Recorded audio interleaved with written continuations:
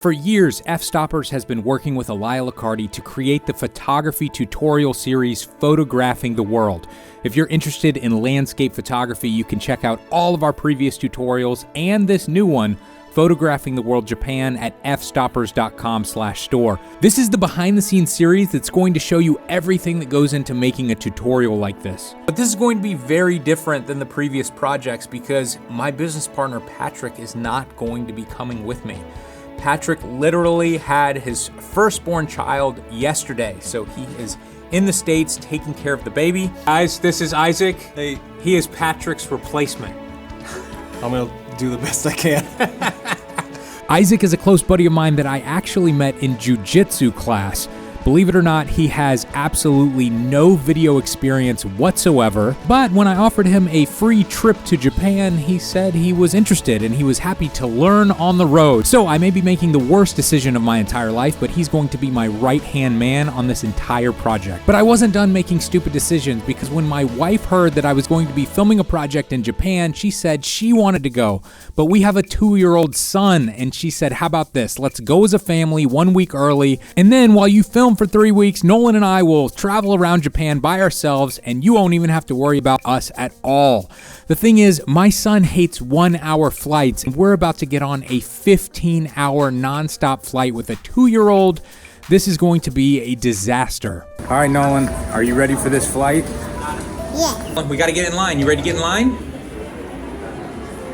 No. I was fully expecting this to be the worst flight of my entire life, but surprisingly, it was pretty amazing. I actually got an extra row all to myself. My wife and I were able to switch back and forth, and one of us could sleep while the other watched the baby, and somehow Nolan was perfect for the entire 16 hours. Because we had Nolan in a stroller, we got to skip the entire line to get through customs, so that was super easy. Now we just have to figure out how to get to our Airbnb. The next morning, I woke up long before my wife and baby, and I decided to go out and find some food. Everywhere, all over Tokyo, I keep seeing these vending machines, and they have tons of different coffee options. Let's give it a try. It's not good, but it is convenient. I could only find one breakfast restaurant, and this machine recommended I get this noodle dish, so yeah, let's do it. I had some like noodle with raw egg dish. Very strange and different, especially for breakfast, but not bad at all. I'm trying to figure out what this city feels like, and it feels like a clean New York City with a little bit of Chicago built in. I'm up really early and it's very empty. There's no cars, there's no traffic, there's very few people, which doesn't feel like Chicago or New York. Now, we were filming at the end of 2022. COVID, for the most part, was over, at least in the United States. Nobody cared, but masks were still a big thing in Japan. Check out this card that I found in a Starbucks telling you to wear a mask while you're having conversations and eating and drinking. And this is the size of their water cup. We finally had some time to walk around Tokyo as a family, and of course my son's favorite part were the local parks, and of course the incredible Japanese vending machines.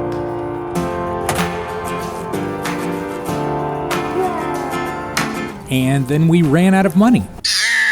Over the next few days, we got to explore Tokyo in more detail, and I just fell in love with this city.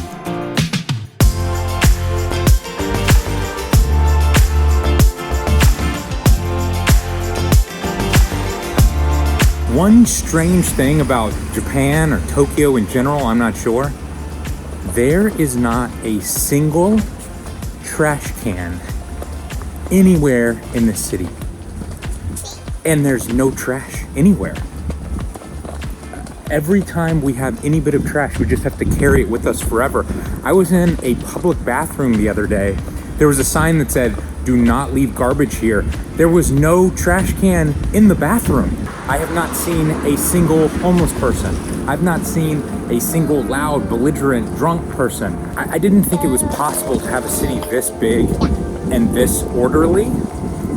apparently it is. One thing we learned pretty quickly was that Japanese people don't really do breakfast. Nothing was open early. My wife is a vegetarian, but she's not a good vegetarian. She only eats like 6 things.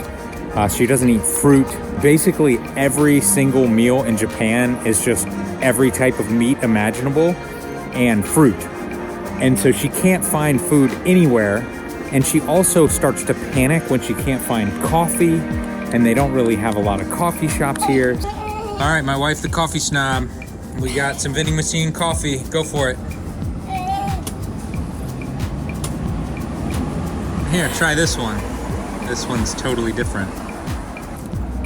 It's like oniony, salty, but with sugar. You're still drinking it. Desperate. Now, I am absolutely a theme park nerd, and Tokyo is home to what many people say is the greatest theme park of all time, Tokyo Disney Sea. So we had to go over there and check that out for ourselves, but it wasn't quite as magical as we hoped.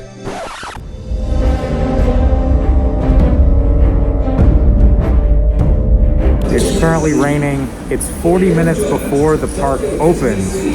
There's more people than I've ever seen in my life. And they don't care that it's raining. They're just standing in the rain an hour before opening. All right, I've gotten protection from the rain. We've gotten into the longest line I've ever seen in my life. Are you having fun, Katie? Yes. That wasn't believable at all. My son's freaking out and playing in puddles. So I have given up. We didn't even get halfway through the line. So I am now going back to the hotel. Apparently, we have chosen the worst time to ever come to Disneyland Tokyo. It's basically been super restricted for the last 2 years because of COVID, and they just recently opened up, so that's one. They also had some sort of merch drop yesterday with these little stuffed animals, and we read online that people have literally been waiting days. They've been camping out to get these little stuffed animals. I got to go back to the hotel and I asked if I could be refunded for half my trip, and surprisingly they gave me all the money back for the hotel and the tickets. Later that afternoon, after my son woke up from a nap, we finally did get into the park. It was pretty amazing, but the crowds were insane. It became difficult to even walk around, let alone get into a ride or get food. This is a line just to get food. Look, and it goes back there. It's nuts. I was expecting this to be one of the highlights of our trip, especially the family portion of this trip, but the crowds were just too much for us. Maybe one day I'll get another chance to visit these parks when things are a little bit more normal, but for us, this was just too crazy, and I was excited to leave. So tonight, we're having some authentic Japanese food. This is gonna be good. I think I've made a mistake. The family portion of our trip was coming to an end, and it was finally time to start focusing on the project at hand. Elia was set to fly in the next day, and we decided to meet up at a future shooting location to test out some gear. Oh, you're going on that? Yeah. Oh, I didn't realize that. Yeah, I told you you're gonna love it. Okay. So I almost just lost a piece of gear. I dropped it, caught it at the last second. This is my time-lapse setup here. It was always one of those things where I was like, eventually we're gonna do this in Japan, and it's gotta be for the cherry blossoms in spring or the fall colors. And I think the plan was cherry blossoms in 2020. And then there was like this, I forget what this event was that kept us all at home. It wasn't very memorable, but now we're actually coming back here for the fall colors, and I've never been able to go to some of the places that we're gonna photograph during the fall colors.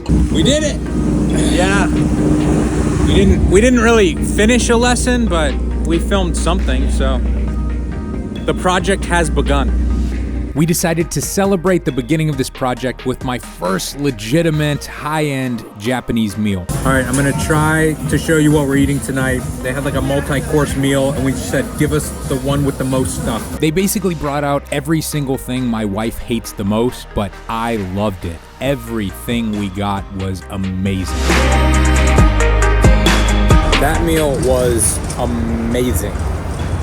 amazing. The next morning, the project officially started. My right-hand man, Isaac, showed up from the US, and after a delicious Japanese meal, it was time for us to move on to the very first shooting location. Navigating these train stations can be incredibly complicated, but luckily we had Elia with us who knew exactly what he was doing, so we just followed his lead. So we missed our train because we went to the wrong station. So now we have to go switch our tickets out. It became apparent that Elia had no idea what he was doing because we couldn't get a refund for purchasing the wrong ticket, and we had to rebuy the correct ticket, and then we were all together on the way to Osaka. And for this first part of the trip, we were all going to be staying in an Airbnb. So we booked this place instead of a hotel or multiple hotel rooms because it had 3 bedrooms, but it doesn't really have walls. It has paper walls. So this is not going to be comfortable with a baby. Go behind this screen and pretend like you're undressing. Oh, I can see really easily. I can see it's like a cartoon. The next morning, Elia wanted to sleep in, and I decided to go out and capture some B-roll, but I had no clue where I was. I literally went on Google Maps and I typed in tourist destination, and I just got Uber to drop us off somewhere. I don't even know where we are. It's kind of embarrassing, but it's incredible. We're not filming a lesson this morning, but since Isaac and I were awake, we're like, let's get some B-roll. We're at this temple. It's awesome. So we tried to go to a local place for breakfast, all closed everywhere. You guys are gonna hate on me for this, but this is the most stealth Starbucks in existence. I would have never seen this in a million years. I mean, look at this. You can't see in, you can't tell that anybody's in there. You can't even tell that it's open. But look, Starbucks coffee. And it is packed out in there. It's a double-decker Starbucks. We can't even get a seat in there. But you wouldn't even know that it's open. So we're eating outside. As we were wandering around, I discovered something I have been waiting to do for my entire adult life: pachinko. I have always wanted to do this. In case you're unfamiliar with this, it's kind of like Japanese slots. The goal is to capture all of these little ball bearings, and then you can turn the bearings in for these prizes, kind of like tickets in an arcade. But then you can go next door and exchange the prizes for cash. So basically, it's this way around gambling laws. We tried to figure out what the hell was going on, and we never could figure out how to play this game. Dude, my machine is going crazy. I actually got a piece of paper in English that explained how that worked. I still had no idea what was happening.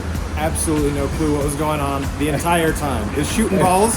I don't know what the point was. I don't know what you win. I don't know what you lose. I don't know how you play. Interesting experience. Make sure you're subscribed because in next week's video, we officially begin filming lessons for this tutorial, and I begin to regret hiring somebody who has no idea what they're doing to help me. And so one time I grab his camera and it is maxed out. It's like 128,000 ISO, shooting at like 1/5000th of a second. And I'm like, whoa, what are you doing? And he was like, I don't know. If you want to take your landscape photography to the next level, check out Photographing the World Japan at fstoppers.com/store.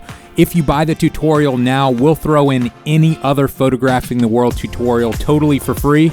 And if you don't want to spend any money, you can download the first chapter 100% for free.